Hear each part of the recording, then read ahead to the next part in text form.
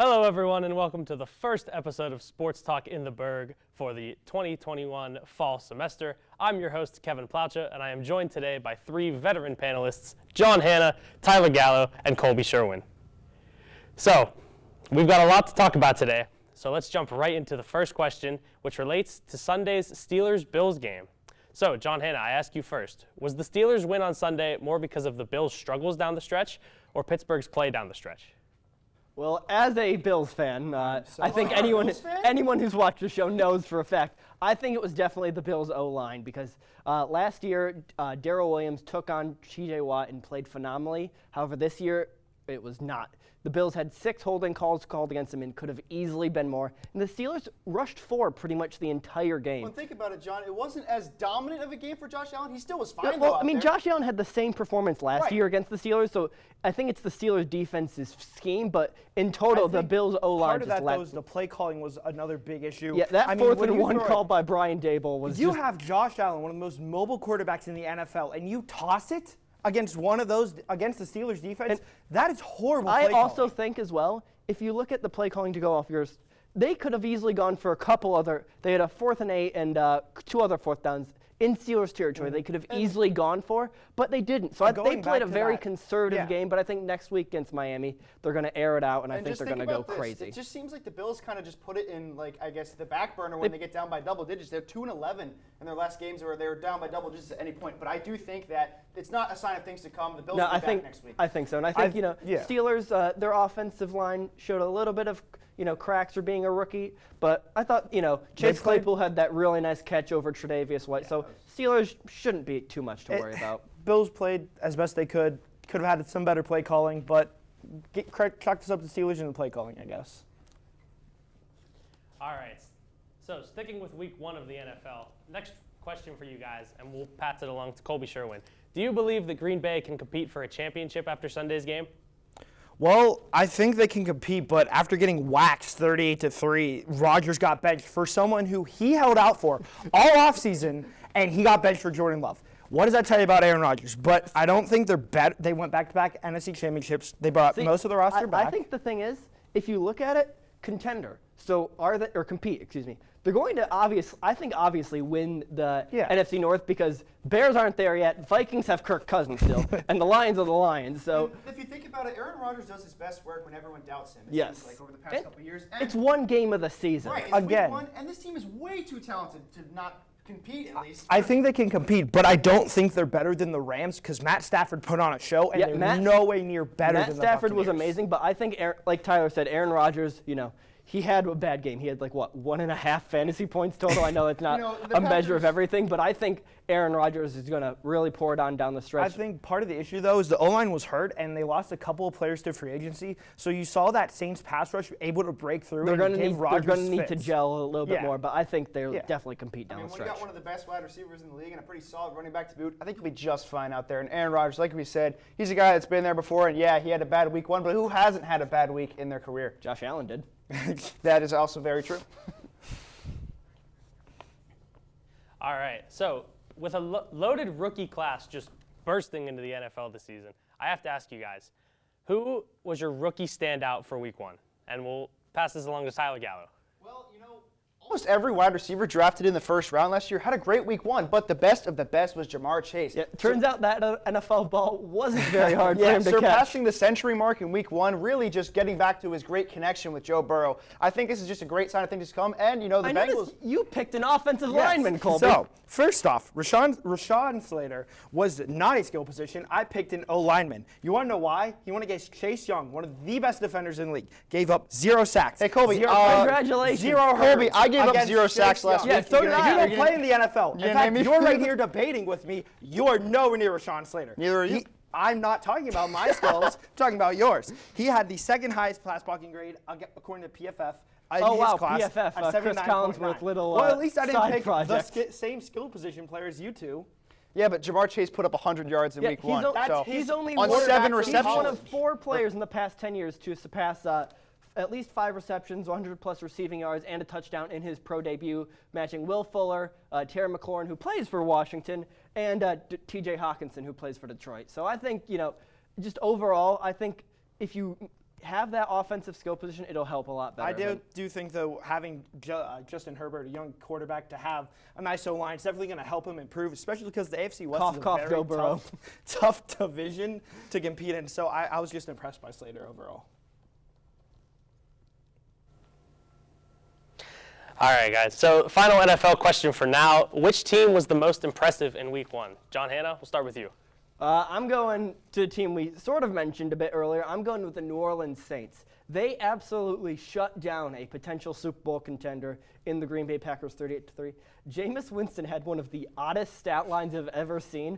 14-20, 148 yards, but 5 touchdowns. And then you mentioned Aaron Rodgers, 133 yards, 2 picks, and it was actually benched for Jordan Love. And he really ate a W out there. I guess Tyler and I see eye to eye here because we both picked the Rams, but I was really impressed with Matt Stafford, 20 for 26, 321 passing yards, 3 TDs. And did you see that sideline light up when he threw that first touchdown pass? They finally saw what a good quarterback is. Imagine that, or imagine how good Detroit would be if, they actually had weapons for him. Think about that. Megatron was there. Coaches. There's a lot when you actually surround your quarterback. Detroit, Matt Stafford doesn't win that game by any means. So but it's not his fault. They would True. Right. Yeah. But I do think that Matt Stafford really shined in Week 1, and it was just impressive to see him. It was an opponent he knew well, and Bears. Yeah, and it's a good game. It's a good thing to really give the Rams fans some confidence going forward after last year being with Jared Goff being under center. The goofball. Another Ram who had a good game was Cooper Kupp, 108 yards and a touchdown. He kind of got one taken away from him because his knee was down at the end. He's lost in the shuffle a little bit too among good wide receivers over the last couple of years as well. I think the Rams got a good shot at winning it. I don't know the Super Bowl because, again, Tampa Bay is just that good. And the Saints are also up there, so it's going to be a good NFC. It's going to be a fun one to watch. Yeah, phenomenal set of games and great Week 1 gamers there. All right, so switching gears to the MLB, the AL wildcard race is what we're going to take a look at. It's hotter than it's ever been with about 5 teams within 3 games of each other. Who will be taking the wildcard spots in the American League? Colby Sherwin. Again, it's between the Yankees, Red Sox, and Blue Jays. I'm going to have to go with Boston and the Yankees. Colby, let me just interrupt you. As a Yankees fan, okay, the Yankees are, as a supporter of the Yankees, you're a Mets fan, be quiet. I think the Yankees are not going to. They've lost 12-15. They're injured beyond the wazoo with Jonathan Loaisiga, Luis Severino, Domingo Germán, Jameson Tyone, Zach Britton, and Miguel Andujar all out for the season. J-Mo isn't going to take you to the playoffs. Well, listen to this. Still, he's going to help down the stretch. Guys, think of the schedules that the Sox and the Jays have to play for the last one. The Sox play the Red Sox Sox play the Orioles, six times. And they play the Mets. And but the Mets can steal a win from that. And the Jays play the Twins 7 times and the Orioles 3 times. It's just too, and especially with them offensively peaking right now, it seems like it's their wild card. They put up more points than some NFL teams. Right, exactly. I also think if you look down the stretch, the Jays have won 14 of 16, so they're getting hot right when it counts. And the Yankees, as I said, 12 of 15. Well, with all those injured players, there are a couple you didn't mention. Joey Gallo, Anthony Rizzo, and Garrett Cole. That's all you need. Joey Gallo's batting a clean 130 since joining the Yankees. Rakes in he's a left-handed hitter. He hits well in left-side parks. I think he'll heat up. He has one of the worst OPSs since joining a new team from the trade deadline. But all right, Joey Gallo's going to save. Is he a power bat or not? Tyler Gallo. Power bat or not? Joey Gallo does hit like Tyler Gallo. Man, no love for the Mariners or the A's? Come on, guys. Well, speaking of the Blue Jays, do you guys think Vladimir Guerrero Jr. will win the Triple Crown? Tyler Gallo. Well, look, guys, I would love for it to happen by all means, but he's way too far behind in the RBI crown, especially because Sal Perez is a one-man wrecking crew. I don't think it's way too behind. I think it's just way too crowded. One bad series. And think about it. There's guys that can steal RBI on the Blue Jays from Vladimir Guerrero Jr. Shohei Ohtani's very close to surpassing him. And that's going to be his He's currently issue. tied with Michael Brantley with a .315 batting average. Yuli Gurriel is right behind him at a .314. So, and guys, how about Salvador Perez this season? He's been insane. What in the world? Like I said, one-man wrecking crew, a guy that can steal maybe 2 of those crowns from him. It's also been 9 years since the last Triple Crown we saw with Miguel Cabrera. I don't think it's going to happen yet. I think at some point he's got a shot. It'd be a great story. I think, if things were a little bit more right for him, but I think there's just too many candidates to steal one of those things. They're a bit too close for it to call. If it happens, I would gladly be proved wrong. And how about passing your dad in homers in a single season? That's just, those family reunions must be fun. Yeah, all the talent in the world. I do think Vladimir Guerrero is going to maybe get another shot at it in the future, but this year it's just the writing's in the wall that he probably won't. So it's going to be very difficult, as we were saying. Salvador Perez, Shohei Ohtani, Yeah, just a lot of Ohtani's power. been yeah, insane. who's on the Royals that's going to take RBIs away from Salvador Perez? Whit Merrifield, who bats leadoff? Yeah, no chance. I mean, I guess, but like, No, Yeah, Colby, tough. no. No one's taking not a huge RBIs chance. from South And Perez. the Blue Jays are just way too talented to leave all these ribeye steaks on the plate. So, I think it's just the writing's in the wall, like I said, for it not to happen. All right, so there's a lot going on in sports right now, but let's take a look back to the summer. Guys, who is your top athlete of the summer and why? John Hanna, we'll start with you. Okay, now you might say, oh, he's not an athlete, but I'm going Patrick Cantlay from the PGA Tour. He won the FedEx Cup Championship, named PGA Tour Player of the Year. He won 3 tournaments, the Memorial, BMW, and Tour Championship. He had 7 top 10 finishes, and he also was named to the 2021 Ryder Cup later in September, so not technically summer, but he still was bestowed upon It's a that. star-studded summer, though. Yeah, you I know who think had a good summer, though? Giannis Antetokounmpo. he didn't really have a summer, though. He won it in July. He won his first championship ring. That's 2 months that Guys, he didn't do guys, anything. Summer, though, in Guys, 21 games guys. in the playoffs, he had 30 points per game, 12 rebounds a game, 5.1 assists. His shooting was at 58, nearly 60%, and his free throw was Congratulations, he had a good month of Shohei the 3 Ohtani months is summer. doing it on Crazy. both sides of the ball, guys. 2.5 F4 or more on both sides, both pitching and hitting almost 40 home runs, something we have literally never seen for both sides of the ball. I think you got to give it to Shohei Ohtani. Well, Giannis did have a phenomenal summer, and Patrick Cantlay, like I said, star-studded. Shohei Ohtani is doing it better than anybody else But has done this Giannis summer. did it when the lights were brightest in the championship. Shohei's doing it But on one it's of the worst teams in the league. It's the summer. You have to The take lights into are account the brightest. It's entire the summer. finals. You're taking into account 1 month of the I'm entire taking into summer, account Colby. the biggest part of the season. Yes, but it didn't take place throughout the entire season. That was not in Shohei's the on one of the worst teams in the league, and And that's his fault. He's doing his best. he should have signed with a different team. That's his fault. I That don't was know his how a choice to team play with for the Shohei and Mike Angels. Trout sucks. That's all I'm saying. Trout's injured. So, moving on, a brand new segment on this semester. 5 words. Basically, we will ask them 5 words about week 1 of the NFL season. So, John Hanna, we will come to you first. The Texans aren't completely terrible. I know they play, or actually, Tyler? Sam Darnold and the Panthers. Daniel Jones should be benched.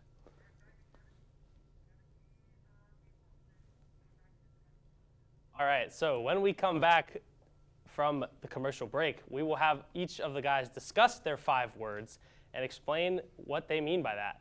Right here on Sports Talk in the Burgh. Roll over. Chance high five. All right. When you adopt a shelter pet, you discover all the things that make them unique. And your mother and. I am totally a hot person, right, guys? Thanks for being honest. They're a little bit of a lot of things, but they're all pure love. Adopt pure love at theshelterpetproject.org.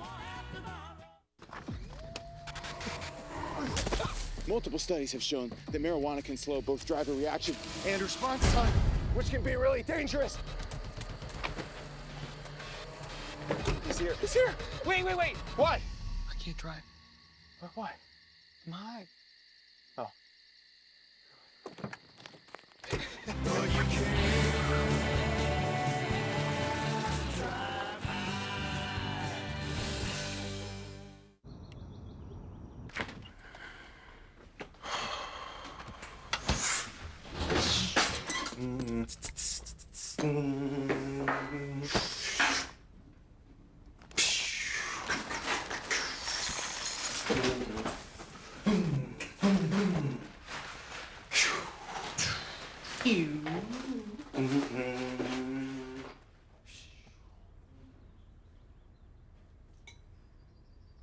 Stem is precise, no margin for error.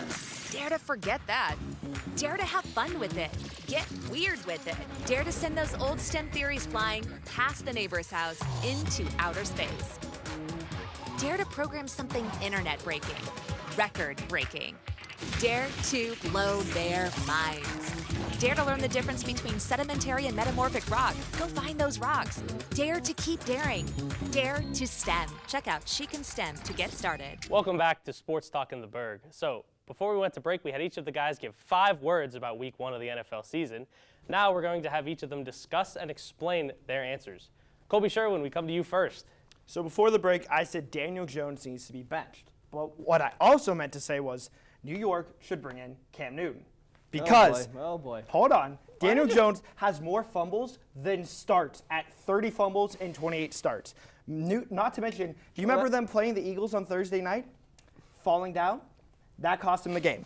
And the playoffs, actually. Newton would help bring in nice veteran leadership. He's been to the playoffs. I think he would be better than Daniel Jones. But he's nowhere near that Cam anymore. That's look for at his sure. receivers. But he's better than Daniel Jones. He has your favorite player, Kadarius Toney, on the roster. Daniel Jones is terrible. Sterling Shepard kind of you got to got try something else. Oh, so I'm going to go with another guy that was involved with New York, and that's New Jersey.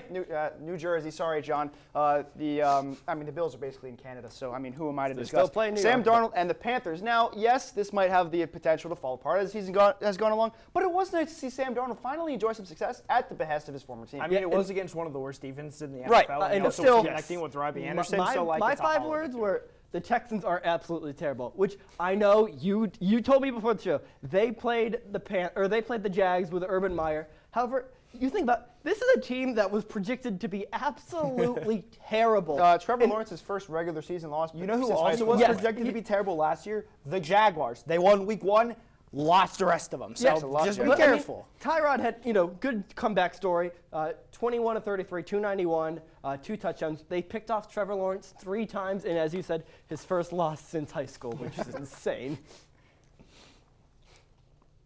I think Cam Newton's past his prime. Anyway, moving on to college football, let's talk about USC firing their head coach, Clay Helton. Helton started as an interim coach for the Trojans in 2015 after Steve Sarkisian's early season dismissal. This would have been his 6th full season, but he got the axe after their blowout 42-28 loss at home to unranked Stanford. Colby, your thoughts on this? Well, USC claims to be a blue blood program, right? Yes. And Clay Helton went 70-46 overall and 2-3 in bowl games. I don't think that's good enough. If you claim to be the best of the best, you should be undefeated, 1 loss, and winning your bowl games. He hasn't won a bowl game since the 2016 Rose Bowl, might I add. Against Penn State. Yeah, honestly, it might have been too late. I'm not counting the 5-1 season during 2020 because that was it was 2020. It was a fake season, anyways. And he should have been fired earlier. In fact, in 2018 when he went 5-8, that was writing on the wall for me. He's been at USC. Kevin mentioned since 2015, but he's actually been there since 2010 because he was the QB coach, offensive coordinator. So he's been there for 10 years, and they really haven't been that good since he's been there. So I think they've just been okay. Yeah, they've not been a blue blood. They've been, a Navy blood. Gone are the days of the victory. Yes, it's just, and Sam Darnold. Right. Yeah. It's been a long time since USC has been sort of relevant to me in that sense, but I do think there are a lot of good candidates actually to replace him. Yes. It's been a while since they lost to Texas in the championship game and Vince Young torched them, but horns down, baby. Horns down. So, Gallo, I heard you mention the top candidates to replace him. Who do you guys have for that? Me personally, I got Greg Schiano from Rutgers. John Hanna, we'll go to you first.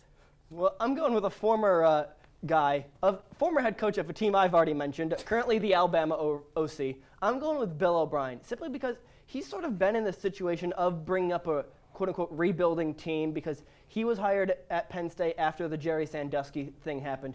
He went 15-9 there, which, for a team that lost pretty much everything is pretty impressive. And sure, you can discredit his time at Houston. He had a 52-48 record, but that's also brought down. The playoffs. Yeah, he won the AFC South 4 times. He also blew that game against the Chiefs, which was their last game. He didn't blow it. His team Actually, his play calling did blow it if you look back at it. But you know what? I'm going to go with a hot take for you guys. The Jaguars are already terrible. Urban Meyer is legitimately horrible as an NFL coach. Bring him back to college. Why not? Urban Meyer already shot that down, Colby. Urban Meyer said he's going to get fired anyway. Come back. It doesn't matter. No, there has been quite few college Freddie Kitchens was the most That's recent the one. Browns. That doesn't count. All right, guys, Also, I'm going to go with the guy that's actually had some Jaguars are success any at the NFL level, and I'm going to go with Eric Bieniemy, who has been pretty much in coaching rumors. Bieniemy is not going to turn down. I think Bieniemy is going to get he's an not NFL role. leave the Chiefs. He's been in USC. rumors forever, and I happening. do think that there's a chance. It's a good match for him, and if he doesn't take it, it's going to be just another rumor, like I said. But it's also a good choice. I mean, he's been the mastermind behind the offensive success of the Chiefs. There's I nothing to mean, discredit having there. the best quarterback in the NFL also. Best quarterback, best tight end, best wide receiver, some of the They best didn't running used backs. to. That'll do that too. They didn't used to. They used to have Alex Smith. Who was decent. I don't know. All right, so sticking with college football, an aspect that captivates most, if not all fans, is the stadium atmospheres. Tyler, we'll come to you first on this one. What is college football's greatest stadium atmosphere? John, Colby, if it ain't swaying, we ain't playing. I'm going to go with a bit of an off-the-board pick here, but I'm going to go with Williams-Brice Stadium, also known as the Cockpit, where the South Carolina Gamecocks play. Now, I've been there for a Carolina-Clemson game, and let me tell you, that was just insane. That atmosphere was incredible, and, they've actually, been consistently ranked as one of the top in CBS in the past and stuff like that. There's nothing like hearing the crowd go crazy to Darude Sandstorm right before kickoff. Well, speaking of going crazy, I'm going crazy to a bit of an older song. I'm going with Virginia Tech Lane Stadium. Enter Sandman as they enter the stadium, or in the fourth quarter, is absolutely insane. And the other thing about Lane Stadium is they've shown up on seismograph. They've shown up on earthquake charts 5 times since 2010. So I'm going to go with Death Valley. And the only reason I don't pick Beaver Stadium is because I'm a very salty Pitt fan, and they beat Pitt a lot, and that hurts me.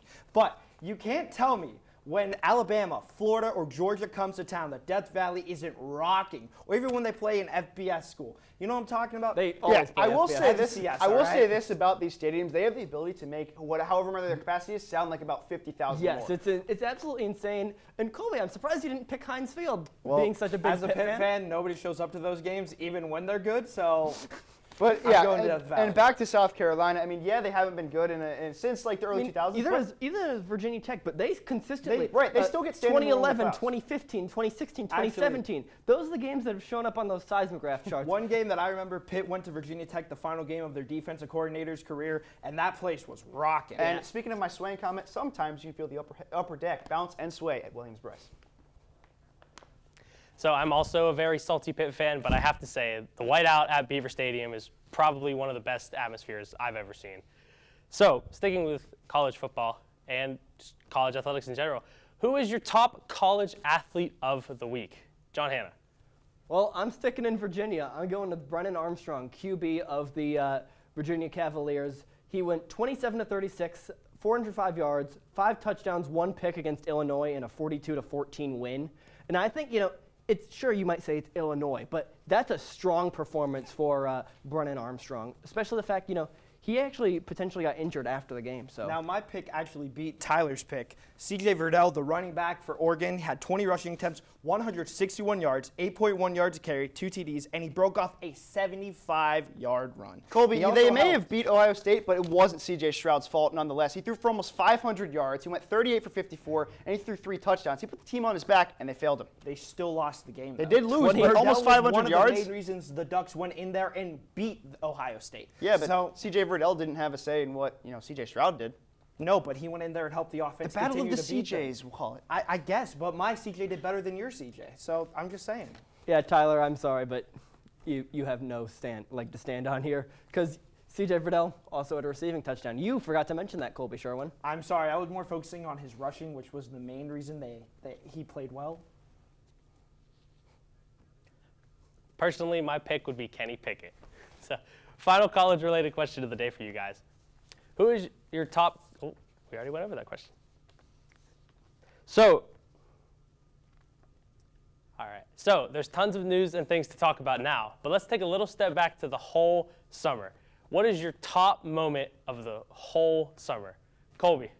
Well, mine's going to be at the dark games of the Pirates this year. But when they were down 6-0 to the Mets, and Wow, dude, Kevin that really Stallings- helped their playoff chances. I don't really care because this was one of the best moments of the summer for me when Kevin Stallings hit a walk-off grand Who's Kevin slam. Stallings? Jacob Stallings. Kevin Stallings was his dad who got ran out of Pitt because he went 0-16. Okay, but that's not. It's okay. I know the Mets lost the game. You don't got to get angry No, at me I'm for not it. mad. That game's in the past. But one that was actually recent for me, Max Scherzer hitting his 3,000th strikeout and having an immaculate inning in the same start, 8 innings of one hit ball, excuse me. And now he's a Bulldog, and now that he's out of the NL East, I can actually appreciate how good of a pitcher he is. He's on the Hall of Fame track right away. I'm sticking with the PJ. Phil Mickelson winning the PGA Championship at 6 under. He beat South African Louis Oosthuizen by 2 strokes, lifted the claret Don't jug ask for Mike his, Francesa to pronounce that name. No, for his first major win since 2013. But what's really notable He became the oldest winner of a major championship in PGA history, almost 51. He beat Julio Burros,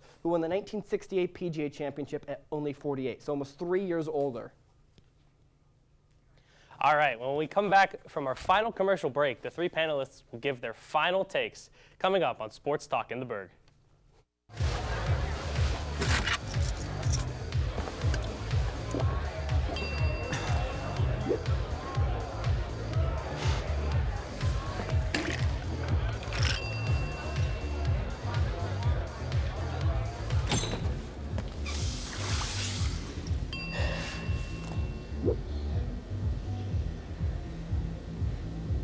If you need to do something to feel okay to drive, you're not okay to drive. Don't drive buzzed. Maybe you can make retirement happen. After all, you made her college years happen. Opening that education savings account when she was little. Spearheading a campus tour. And another, and another, and another, and another. Bam! Deciphering financial aid. She was like, what? But now she's like, you aced planning for college. Now get the tips you need to get on track at aceyourretirement.org. Jason, let's go see your room.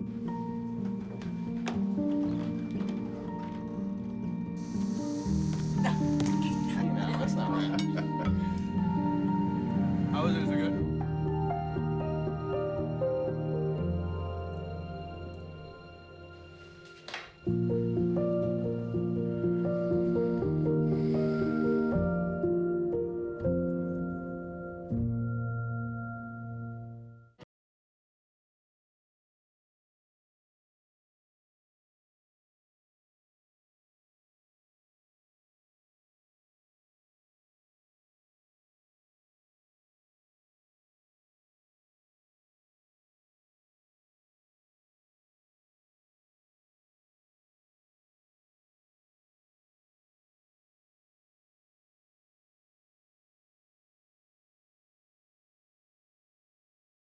Welcome back to Sports Talk in the Burgh. Now it's time for the three guys to give their final takes. Colby, we'll start with you.